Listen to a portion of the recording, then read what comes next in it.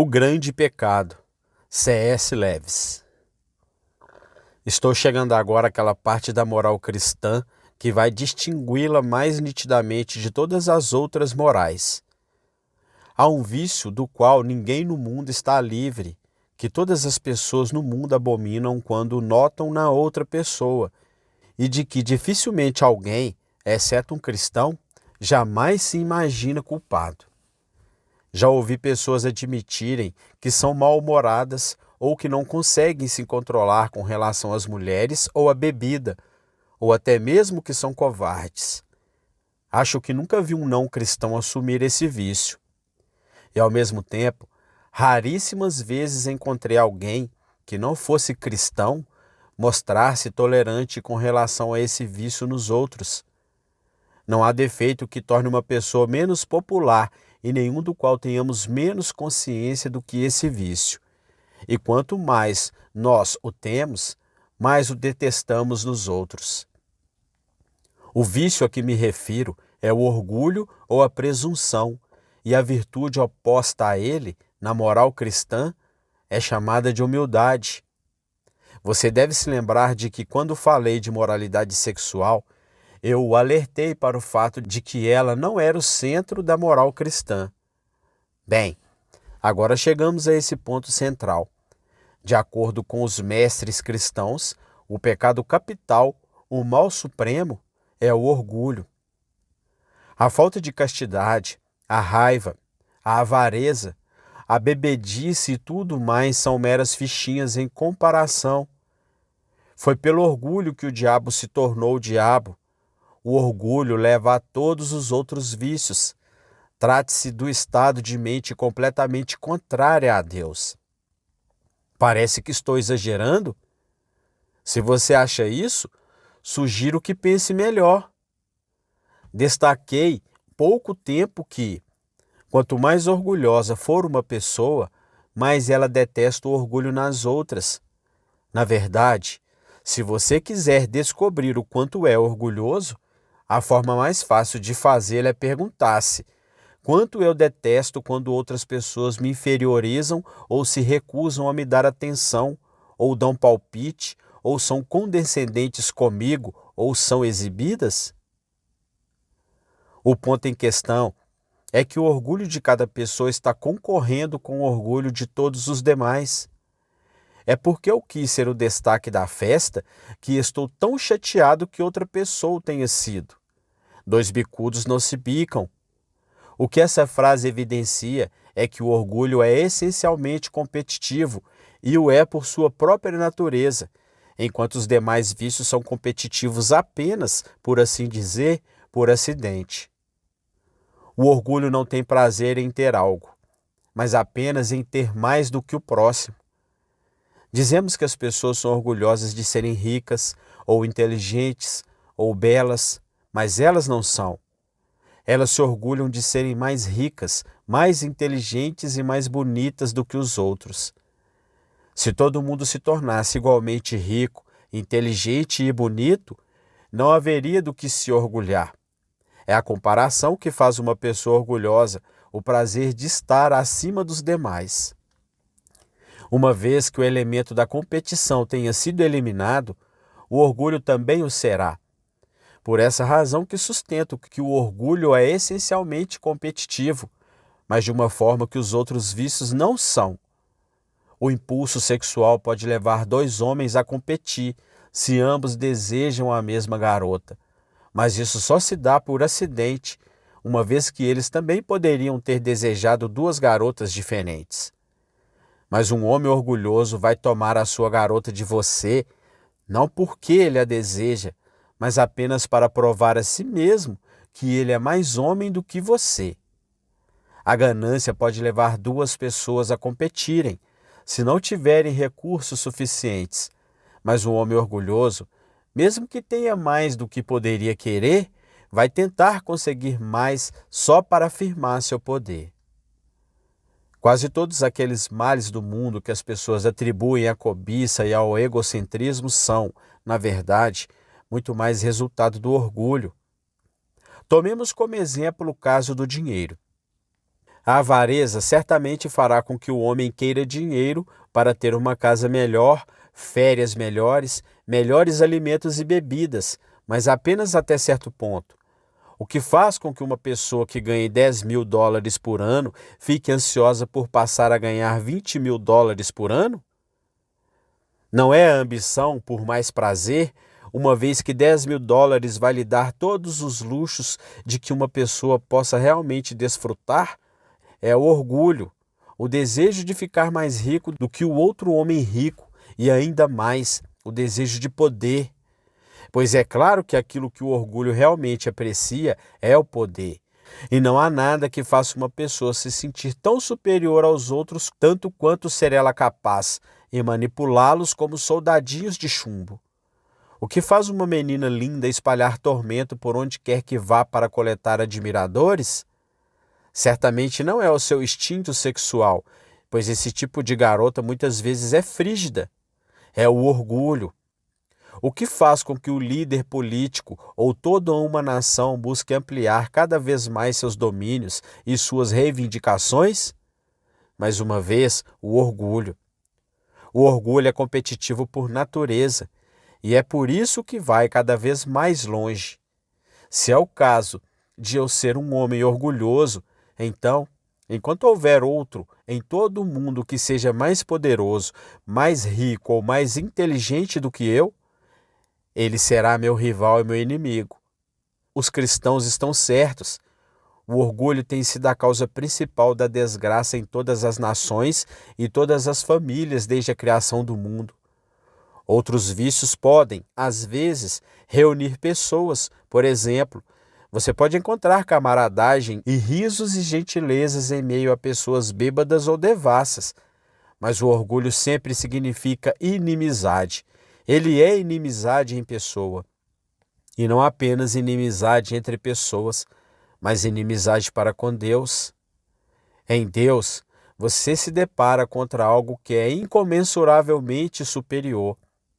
A menos que você conheça bem a Deus e, por isso, saiba que não é nada em comparação com Ele, não o conhece de jeito nenhum.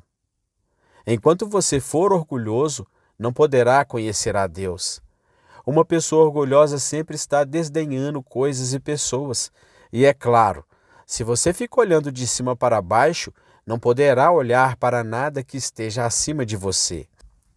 Isso levanta uma questão terrível. Como as pessoas que estão obviamente corroídas pelo orgulho podem dizer, ao mesmo tempo, que acreditam em Deus e que se consideram tão religiosas? Receio que isso signifique que elas estejam adorando a um Deus imaginário. Na teoria, elas admitem que não são nada na presença do seu Deus fantasma, mas na verdade estão o tempo todo imaginando o quanto ele as aprova e a se acharem bem melhores do que as pessoas comuns, ou seja, elas pagam alguns tostões de humildade imaginária para ele e, em troca, obtém milhões em termos de orgulho diante dos seus companheiros. Suponho que tenha sido neste tipo de pessoa que Cristo estava pensando quando disse que alguns pregam sobre ele e expulsam demônios em seu nome apenas para ouvirem no juízo final que ele nunca os conheceu. E qualquer um de nós pode, a qualquer momento, cair nessa cilada de morte. Felizmente, temos como provar se caímos nela. Sempre que nossa vida religiosa está nos fazendo pensar que somos bons acima de tudo, que somos melhores do que os outros, certamente estamos sendo influenciados não por Deus, mas pelo diabo. A prova real de que você está na presença de Deus é que você ou esquece completamente de si ou se vê como um objeto pequeno e sujo. O melhor é esquecer-se completamente de si. É uma realidade terrível que o pior de todos os vícios pode se infiltrar no próprio centro da vida religiosa, mas podemos entender o porquê disso. Os outros vícios, menos ruins, vêm da obra que o diabo realiza em nós, em cima de nossa natureza animal, mas esse não vem absolutamente de nossa natureza animal.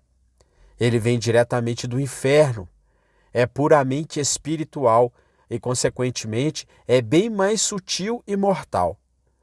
Pela mesma razão, o orgulho pode muitas vezes ser usado para derrotar os vícios mais simples. Os professores, na verdade, muitas vezes apelam ao orgulho do aluno, ou como eles preferem dizer, a autoestima, a fim de fazê-lo assumir um bom comportamento. Muita gente já venceu a covardia ou o desejo, ou ainda o mau humor, aprendendo a pensar que essas coisas estão aquém de sua dignidade, isto é, pelo orgulho. O diabo cai na gargalhada e fica muito contente em vê-lo tornando-se casto, cheio de coragem e autocontrole, desde que, nesse tempo, ele esteja instaurando em nós a ditadura do orgulho. Da mesma forma que ele ficaria bem contente de ver as suas frieiras curadas se lhe fosse permitido, em troca, enviar-lhe câncer. Pois o orgulho é um câncer espiritual, tendo em vista que corrói a própria possibilidade do amor ou do contentamento, ou mesmo do bom senso. Antes de finalizarmos esse assunto, tenho de me precaver contra alguns possíveis mal-entendidos. Primeiro, o prazer em ser elogiado não é orgulho. A criança que recebe um tapinha nas costas por ter feito bem a lição, a mulher cuja beleza é elogiada pelo seu amor, a alma salva para a qual Cristo diz, muito bem, ficam felizes e devem mesmo ficar, pois, nesses casos, o prazer não está no que você é, mas no fato do que você agradou alguém a quem queira e queria com toda razão. O problema começa quando você passa do pensamento. Eu o agradei, tudo está bem, ao pensamento. Que pessoa legal que eu devo ser por ter feito isso. Quanto mais você se agrada de si mesmo e menos se agrada do elogio, pior estará se tornando. Se você só se compraz de você mesmo e não liga a mínima para o elogio, terá chegado ao fundo do poço. É por isso que a vaidade, apesar de ser o tipo de orgulho que aparece mais, é, na verdade, o tipo menos ruim e mais perdoável. A pessoa vaidosa deseja demais elogio, aplauso e admiração, e está sempre buscando-os. Trata-se de um defeito, mas um defeito infantil, e por incrível que pareça, que envolve humildade, pois mostra que você ainda não está completamente satisfeito com sua admiração própria. Você valoriza as outras pessoas o suficiente para querer que elas olhem para você. Na verdade, você ainda está sendo humano. O orgulho realmente obscuro e diabólico vem quando você está tão acostumado a olhar para os outros de cima para baixo que não liga para o que eles pensam de você. É claro que muitas vezes está totalmente certo. Aliás, pode até ser nosso dever não ligar para o que pensam de nós, desde que façamos pelo motivo certo, a saber, porque damos um valor incomparável ao que Deus pensa.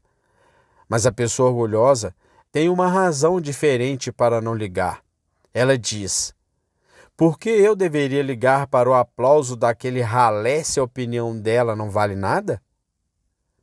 E mesmo se a opinião dela valesse alguma coisa, desde quando eu sou o tipo de pessoa que fica em busca de elogios, como alguma garotinha desprezível em seu primeiro baile? Não, sou uma pessoa equilibrada, adulta, e tudo o que eu fiz foi para satisfazer meus próprios ideais, ou minha consciência artística, ou as tradições de minha família, ou, em outra palavra, porque eu sou o cara.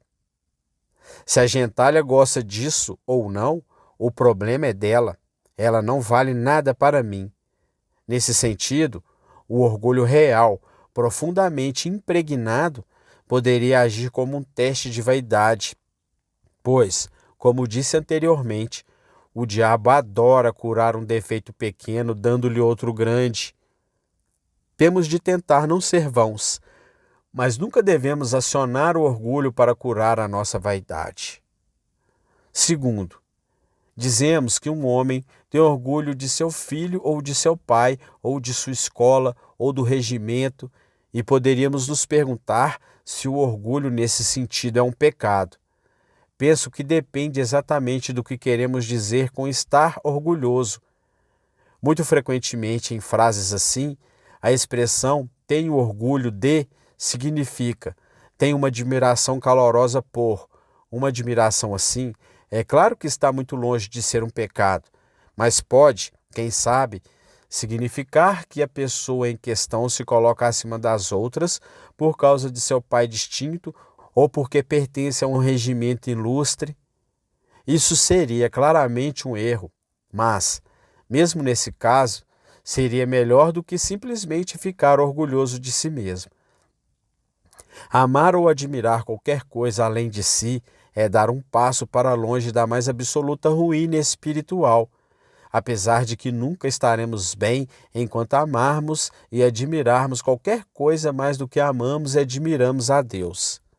Terceiro, não devemos achar que o orgulho é algo que Deus proíbe porque se ofende com ele, ou que a humildade é uma ordenança por ser algo devido à sua própria dignidade, como se o próprio Deus fosse orgulhoso. Ele não está nem um pouco preocupado com a sua dignidade. O importante para Deus é que ele seja conhecido, ou seja, quer se doar a você. E ele e você são duas coisas de tal espécie que, se você realmente tiver qualquer tipo de contato com ele, será de fato humilde, prazerosamente humilde, sentindo o alívio infinito de ter se livrado de vez do peso de todas aquelas asneiras sobre a sua própria dignidade que o deixaram tão agitado e infeliz por toda a vida. Ele está tentando fazê-lo se tornar humilde, a fim de tornar possível esse momento, tentando depô-lo de um monte de fantasias tolas e feias em que todos nos metemos e estamos nos aprumando por aí com pequenos tolos que somos. Quarto, não pense que, se você se encontrar com uma pessoa realmente humilde, ela o será no sentido em que as pessoas definem humilde hoje em dia. Ele não será o tipo de pessoa pedante e bajuladora que está sempre lhe dizendo que não é ninguém. Provavelmente tudo o que você irá pensar a respeito dela é que ela parece uma pessoa alegre, inteligente, que não tem interesse real no que você diz sobre ela. Se você não gosta dela, será porque sente um pouco de inveja de qualquer um que parece curtir a vida com tanta felicidade. Ela não estará pensando sobre humildade, na verdade, não estará sequer pensando nela mesma.